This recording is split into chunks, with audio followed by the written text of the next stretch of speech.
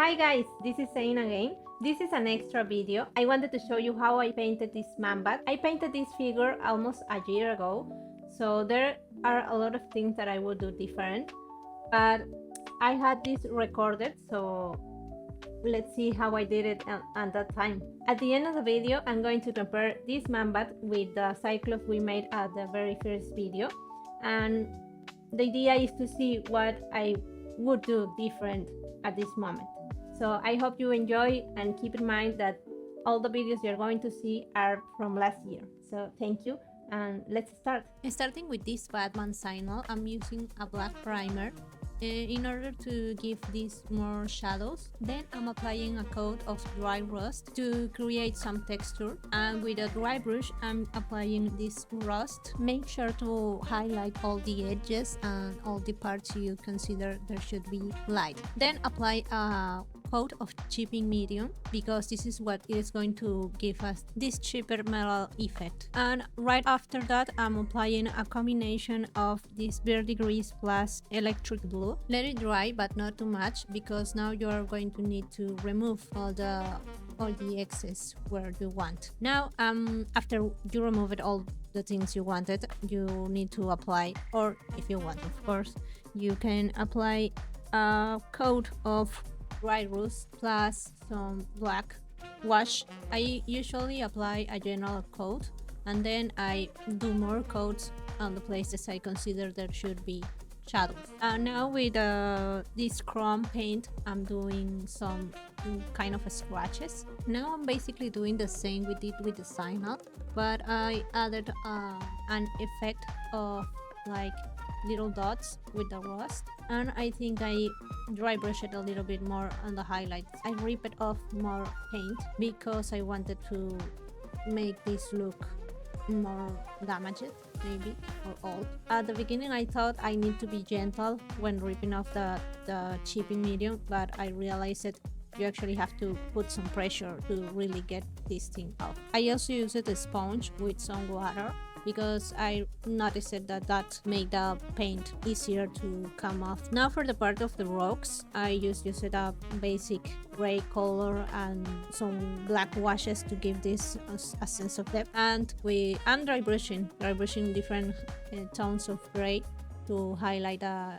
edges. And yes, that's it for this base.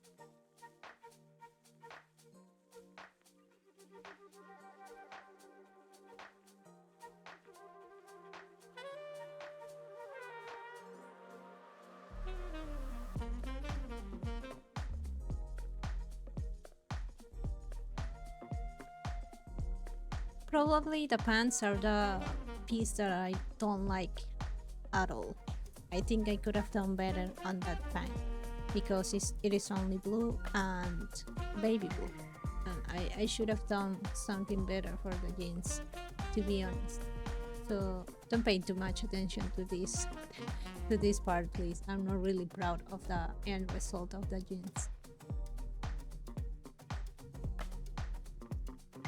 Now here comes the hardest part, to be honest, guys. This was probably the more time consuming part of the whole piece, because I didn't want to use up only, if you have been seeing all the only 3 videos I made, you might notice that I like to build the colors. For example, see, if I'm going to be using a black color for a hair, I rather prefer using a combination of brown and blue and create that black, instead of using the black itself.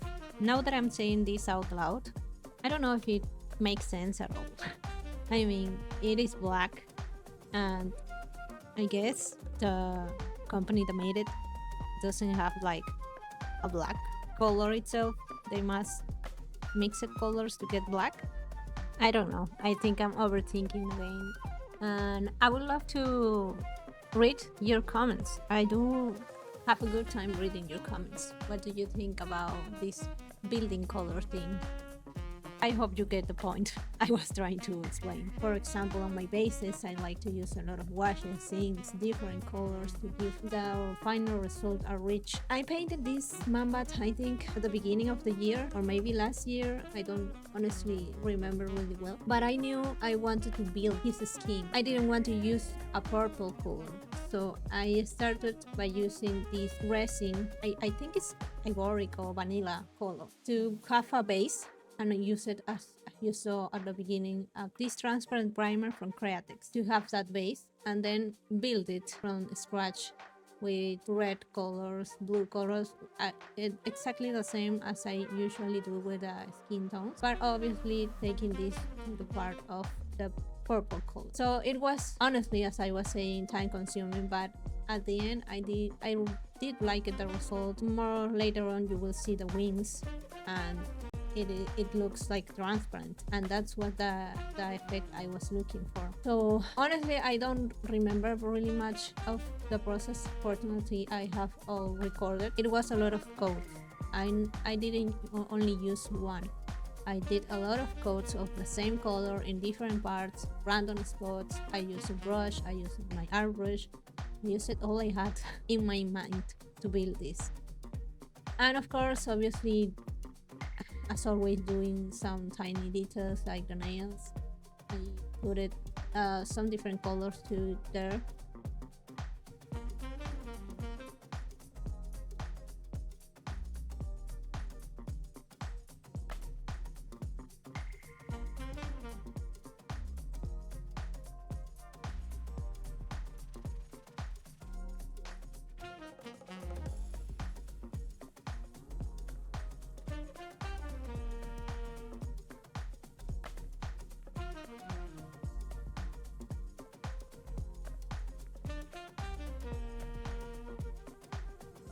I remember I based my painting on the sideshow film. I mean, about this, the transparent effect from the wings. So if you want to print and paint this figure, you may take a look to the sideshow one. It is really, the prototype was a really nice reference. It has so many colors, and I do like it. And the next thing, after doing several coats, different colors, as I mentioned, and mixed a lot of tones, I try to blend it all together with an ink, or maybe sort of a wash, I would say, of the colors I mixed.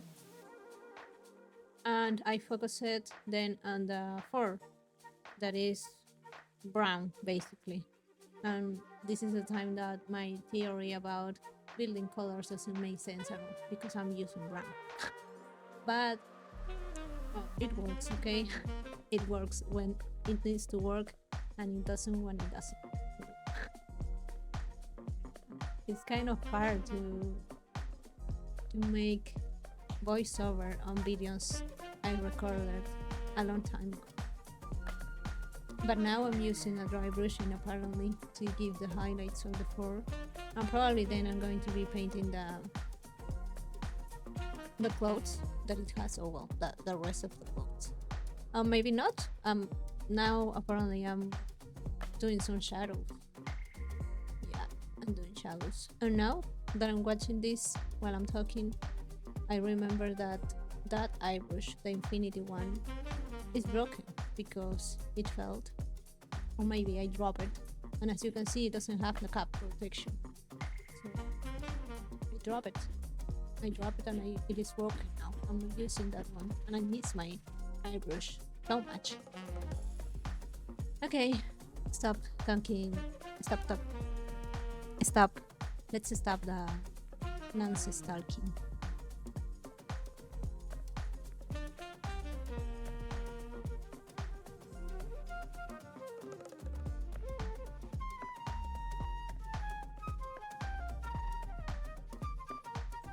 As a final step, probably I'll be using matte varnish to cover everything, and then I should probably use it a different varnish, like the satin one, to give different looking on the rest of the parts.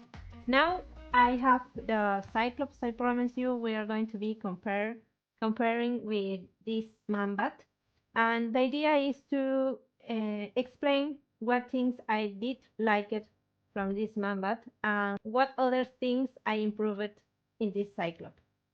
Starting with the good things, the thing that I like it the most is the skin. I mentioned this to you in the voiceover quite a lot, and it's because I achieved the translucency I wanted. Of course, this is the thing that the resin did the most. But even though you can see the translucency, you also can see the different colors I built from the very beginning.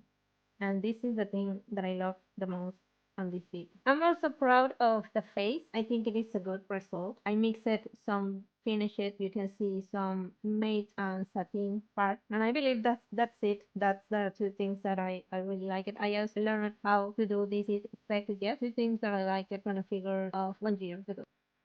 And some things that I didn't like and I don't like, well, to be honest, I like it when I did it. When I finished the piece, I said like, wow, this is my best piece ever. But now I believe this rock, it's a little bit boring. I literally use 2 tones maybe or three, and I think I could have done better.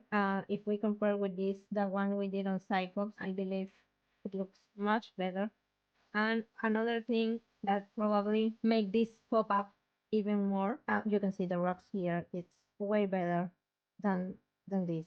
Okay, this look boring. I don't like it. And something else that make this one pop up more is the finishes. I use only the matte one here and satin on some parts, but I think I could have put more satin varnish on the rocks too. So yeah, the rocks are the first thing that I don't like. Talking about the finishes, the metal parts are flat. I mean, I like the colors, but I think if I use another finish, it could look much better. I think, but it's not many. It can be better. Okay. For example, you can see the difference between the fabric on the jeans and the metal part here. This is more glossy than this one. And if we see on the Mambat, there is no difference between the skin and the metal part. This can be better. Even the rocks, you don't see any difference between the rocks, the metal part, the skin tone, everything is the same. These wires are also same. It can be better, definitely, definitely. The worst part are the jeans. Okay, the pair of jeans are horrible. I use it blue and baby blue. That's it. I didn't do anything else. And also, now that I'm looking to this, what is this? What happened with me? Why I didn't feel this gap? So comparing with the jeans that we did on Cyclops, this is amazing. Okay, and probably the next one will be even better. But at this point, I do like these jeans I made quite a lot. If you like this kind of dynamic, I would love to read your comments.